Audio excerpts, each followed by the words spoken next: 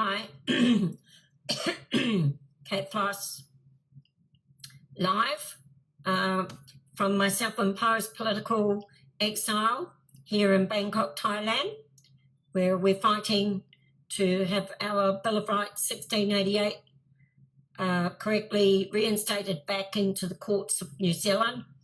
Our Bill of Rights 1688 was illegally removed in 1983.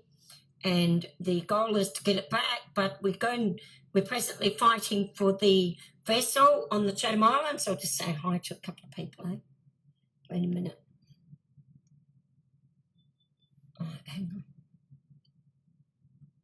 Just say hi. Hi. Oh, no. Oh, that's a bit weird. Here. Right, I'll just say hi. Kate Floss. Right, there you go. Okay, so we're going to be talking about the update. I'll wait and see if someone comes in. Someone might come in. I'll be driving in carefully. Right. So let's get out of here. Just give me a minute. So there's more updates from the courts of New Zealand. Broken, not lost, but by His grace, redeemed by the cross. Rejection may come, affliction may rise, but my praise will never end. This is who we are, not broken, not lost, but by His grace, redeemed by the cross. Rejection may come. This is who we are, not broken, not lost.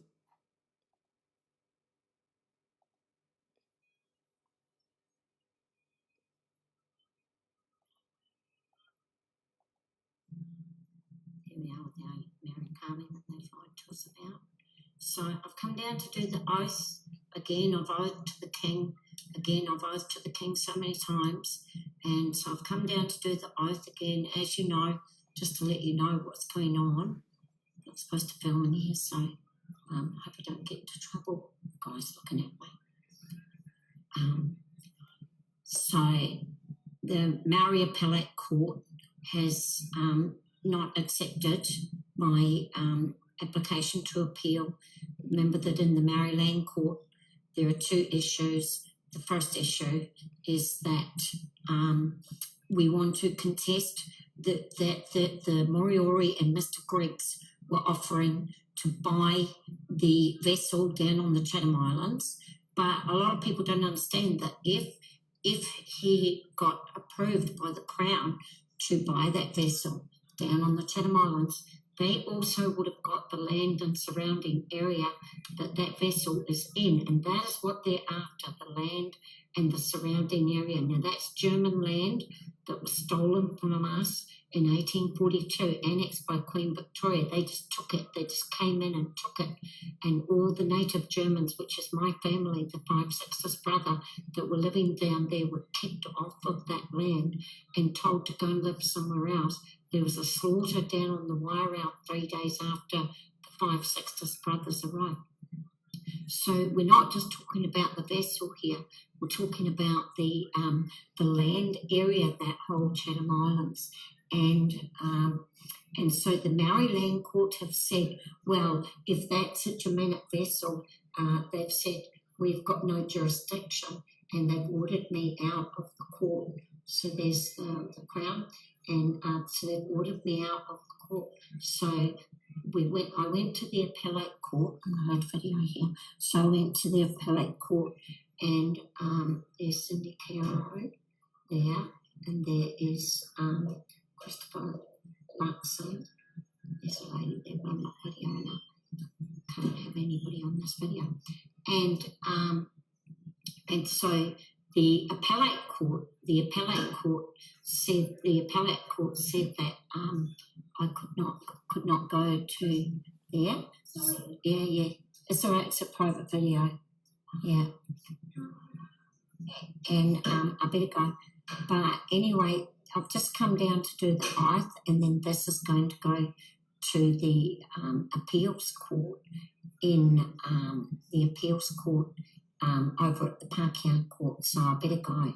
Got to go.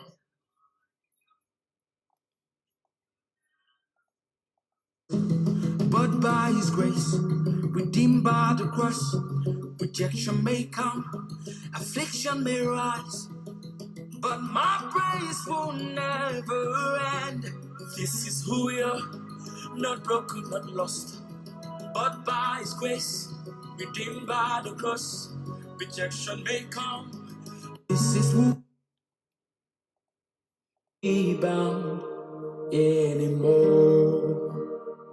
My Savior Jesus has made me whole.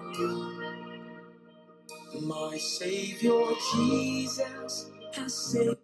Yes, I live like Jesus. He lives in me. No power can hold me bound anymore. My Savior Jesus has made me whole. My Savior Jesus has saved. Yes, I live like.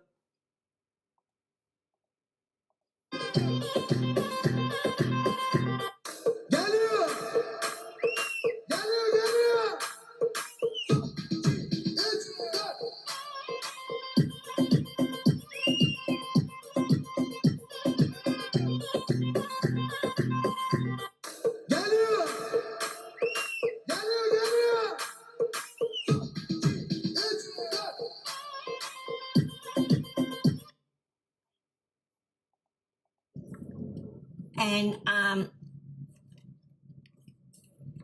just waiting to see if someone comes in. I'll give everyone a minute for someone to come in, okay? But the courts of New Zealand have contacted me with the greatest news. So it is the greatest news, but, you know, they can change. They're fickle. Yes, you can come to the court. No, you can't. Yes, you can. No, you can't. And they really don't know what to do with me. They really just don't know what to do with Kate Floss, right? So, as you know, we had I'll just do a little bit of a review for those ones that are new. We're fighting for the vessel that's on the Chatham Islands. We're not only fighting for that, we're fighting for the land area. Now, that land area was confiscated in 1842 from the Germans by the British and the Maori. So it's a very, very, very important piece of land. And as we're going on, I really am going to have to be bringing in Thailand for you, because there's I have to be bringing in Thailand because there's a temple called the Priyahia Temple that sits on the axis of north and south on the border of Thailand and Cambodia. Now, this is going to be a significant temple. This temple on the border of Cambodia and Thailand was annexed by the French in 1893. Now, 1893 is just before, in 1893, Queen Victoria was very sick. And this is when it's at that time that the French started moving in against the Germans. The French had always been fighting against the Germans. And so the French, in 1893, Queen Victoria was very, very sick. She died in 1902. Now, it's 1902 that Catherine Sixtus oathed in the new king, all right? So that's King George the Fifth, I think it was. Anyway, one of them. So he oathed in the king. And so that temple area that's on the axis of north and south of Cambodia and Thailand. That was annexed in 1893. Well, the Chatham Islands is on the axis of the North Island and the South Island of New Zealand. It's an independent territory, but it's a very important territory because all southern laws of New Munster, South Island, New Zealand, are sat on that on that land area, Protestant laws, and that's what we're fighting for. Well, I'll just divert a wee bit. Over in England, at the moment, Tommy Robertson has just put out that a 100-year-old Protestant Christian church has been burned to the ground. So they're burning all the churches. So that's why this is so important, the work that I'm doing, to get that law back reinstated. This is what all Western countries need, is to have this law back reinstated onto the lands, and that's what we're doing. So we're fighting for this vessel. Anyway, the courts. So on the 12th of September, just before the 12th, they were going to do a site visit down on the Chatham Islands. As you know, the vessel was being destroyed due to them opening up the waterway. They had not hired a marine archaeologist. They'd hired just a normal archaeologist. The conservationist had never been involved with any conservation of artifacts. She was like a tree conservationist, that kind of thing, that she conserved trees and stuff like that. She'd never been involved in any archaeological research. The claimants, who were people down on the island, had done some very limited training, and they were given lead roles. One of them, some guy down there, was given a lead role as an archaeologist, and he's never done any archaeological work in his entire life. So there's quite a little scam. They opened up the waterway. It was destroying all the vessel. And then they had given themselves the three trusts, Ngāti Mutanka, Moriori, and the Dinks Whānau, had put 3 containers onto private land, and then they had filled those containers with artifacts, and many of those artifacts were not tagged, so we don't even know the whole site. That's a crime scene down there, and the whole site has been destroyed. So I filed the injunction. Well, on the 12th of September, Judge Durgan at the Maori Land Court said, "Oh, we don't have jurisdiction." After we've been in the court since May. We've been in the court since May. May, June, July, August, and May, June, July, August, and 5 months. 5 months we had been in the court, and I had not been allowed to speak. I had asked to speak. They did not allow me to speak, and 5 months we're in the court, and then the Judge Dugan says, "I've got no jurisdiction to have anything to do with this injunction." He then, on the 7th of October, put out another. Remember, there was the media application that I've told you about. He said, "I will not address your media application. I will not address your injunction. I will not address your claim that it's a Germanic vessel." He said, "Everything, you can just go." Yeah, that's what he said, "Get out of court." Well, I appealed that to the Maori Appellate Court, right? As I've told this before, but I'm just reviewing.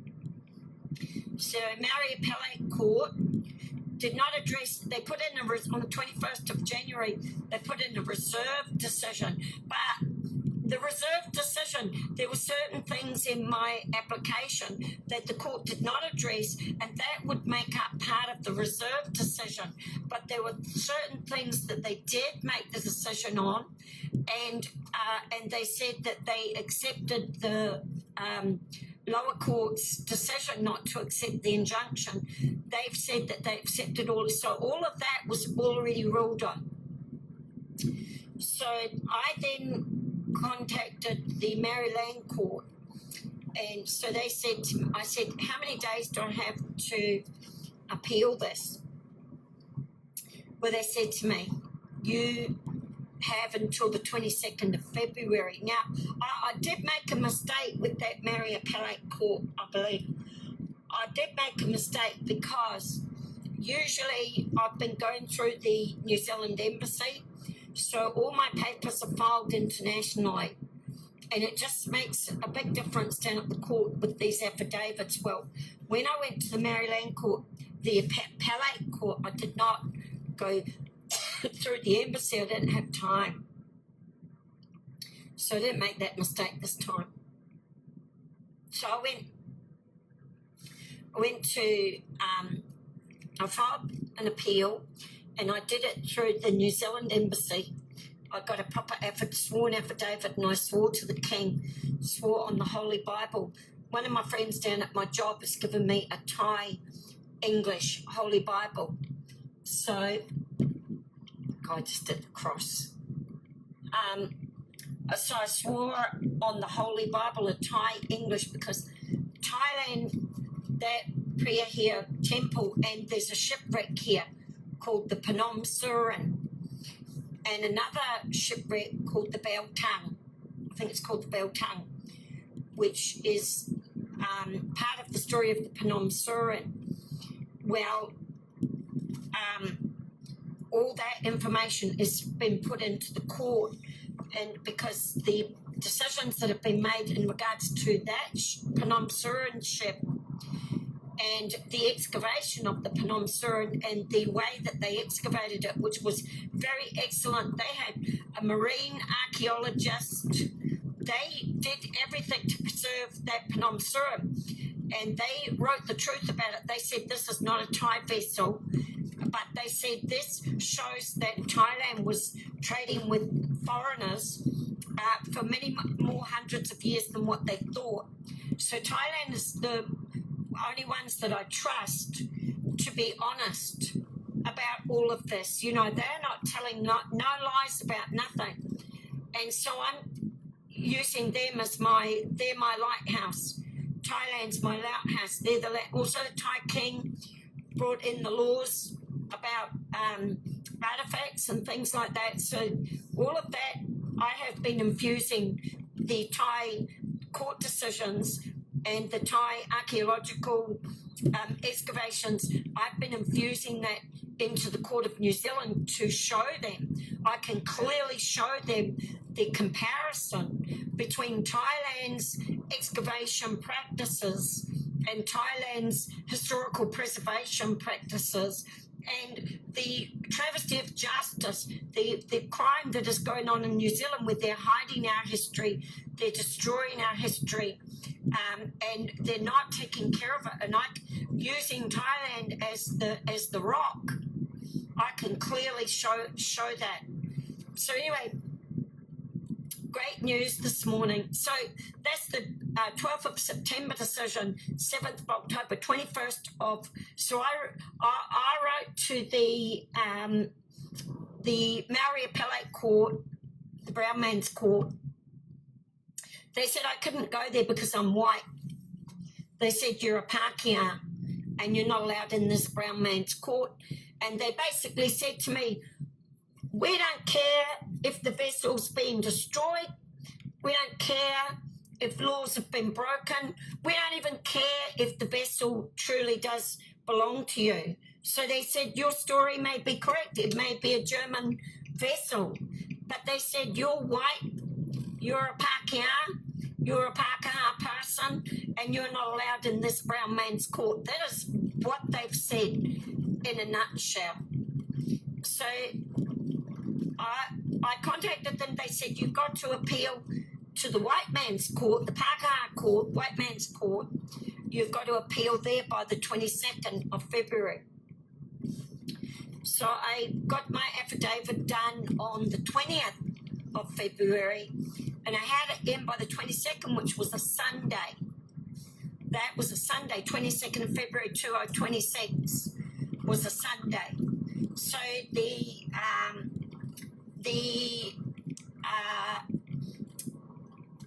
High Court, the Pākehā High Court, appeals, the Court of Appeals, called the Court of Appeal. The Pākehā Court of Appeal sent me the letter this morning, and they said to me, oh, you're out of time. They're bloody out of time. They said you should have had it in by the 19th of February, but you didn't get it in until the 23rd because they did not count Sunday, so they counted it as being Monday, the first working day, so the 23rd. So they said, oh, you're 2 days out of time, so that we could not accept your appeal. Oh, shit, I was thinking, shit, I've lost it. I'm going to have to appeal this out of time, and I'll be back, and I'll be 4 years in the courts again, appealing out of time. But, you know, a miracle has happened. He turned around and said, but I read the High Court rules, and he says it's not an excessive amount of time. It's only 2 days. So under High Court Rule XXX, we're going to allow you to have, I'll go to that bit first. He says we're going to allow you to have the appeal. So they're going to let me, I mean, they changed their mind, like they might change their mind, but presently they've said, yes, I can go to the white man's court to appeal those 3 decisions. Now, keep that. There's 3 decisions, 12th of September, 7th of October, 21st of January 2026, 12th September 2025.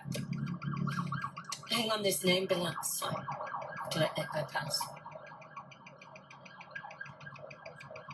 Wait a minute.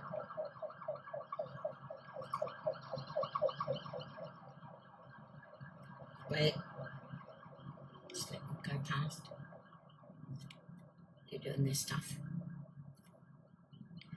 So they've said, and so then they've said, does anybody have an objection to the registrar's decision to not give me penalty for the 2 days out of time? And he says, does anybody have any objections? So they've got 20 days. So we get to have 20 days to rest. So that gives me another 20 days to start preparing my case. So this train's moving. We've left the station. We've been at that station. We've left the station of the Maori appellate. We're back over in the white man's Pākehā court. Now, then he's in the letter, because he kept saying, no. And I was thinking, oh, we've lost it. I've lost it. Because he said, I will not accept any, he says, I will not accept any contestation or any opposition. He says, I will not accept any opposition to the original Lower Maori Land Court 12th of September decision not to accept my injunction, and 7th of October decision to completely throw me out of court. I thought, oh, shit, I've lost it. My heart just sank to the floor. I was like, that's it, it's over. I didn't think it was over because I could appeal it. I would appeal it, of course. But, you know, I just thought, I'm going to be back doing appeals for 4 years again. So I was very disheartened. He says, but I will not accept those two because they're from the lower court. But he says, the reason I will not accept them is because those two have already been presented at the Maori appellate court. And so, good morning. That's okay. And so he says, so the Pākehā court will not, Court of Appeal will not deal with that, but he said we will deal with the 21st of January 2026 ruling of the Maori Appellate Court. So we've got two courts going on here. We've got the Brown Man's Court called the Maori Appellate Court. We've got the Pākehā White Man's Court called the Court of Appeal.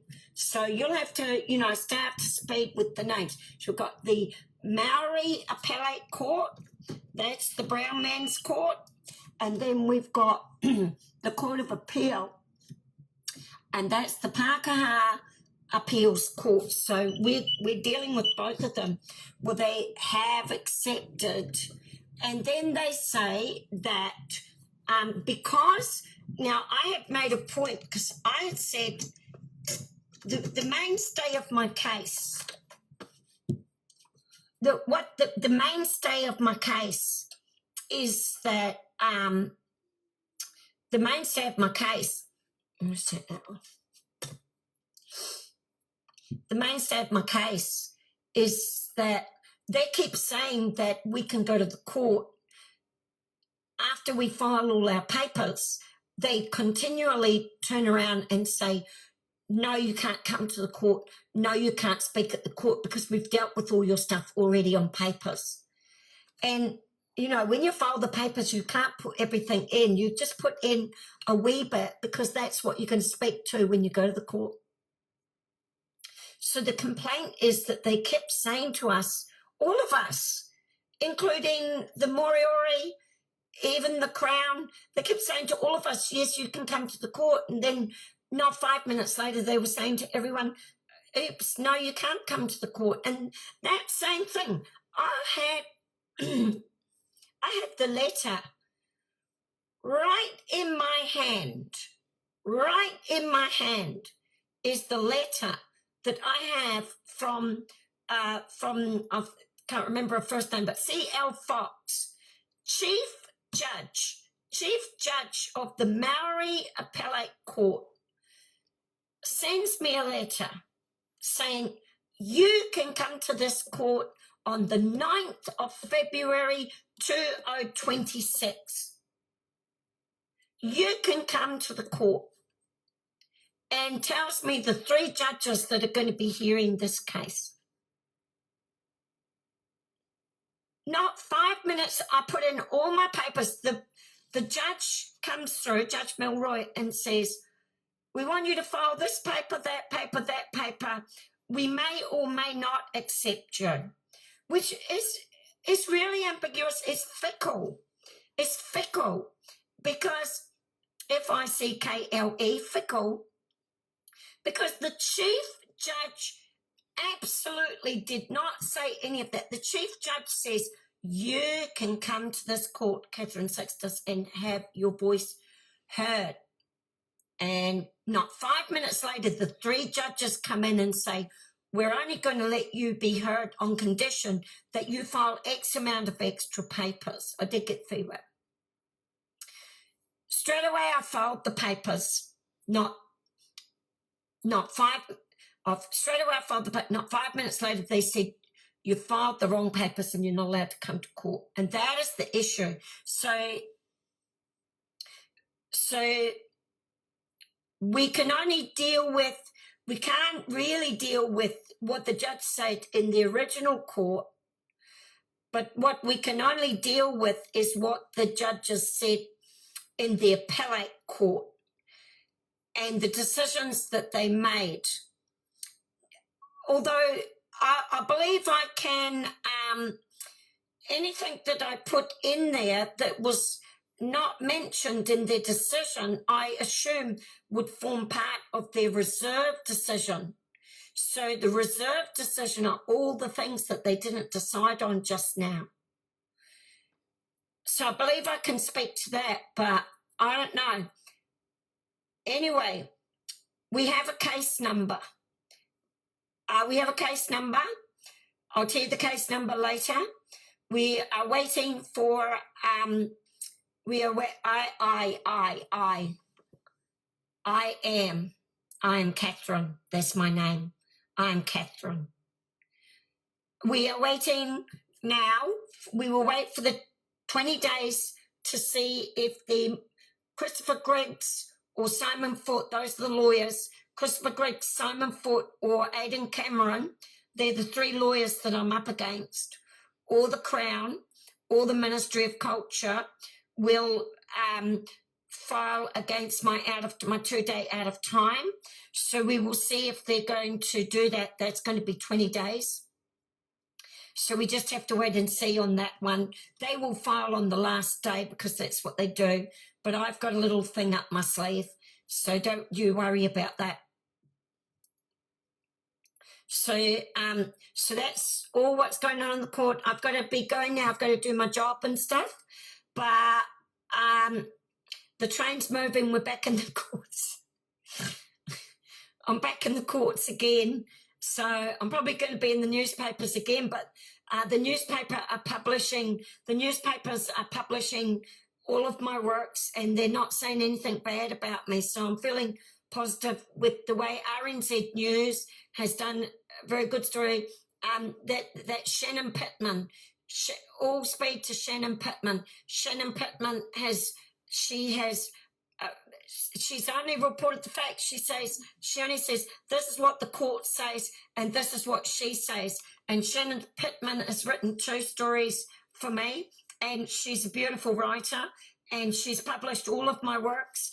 And I would just like to say thank you to her. She's in the New Zealand Herald, Shannon Pittman, and you should read her stories. She's a great, great, great journalist. She's independent. She's non-biased. She's not biased. She does not take any side, but she just reports the facts and publishes. She publishes what the judges say, but she also publishes what I say, and she doesn't form any opinion to that. So I'm very pleased. RNZ News, I believe, are probably going to do a story on me, I think. So get ready and stay focused. Stay up with my YouTube, that I post these videos up on YouTube. Kate Floss signing out from my self-imposed political exile in Bangkok, Thailand. See you later. Okay.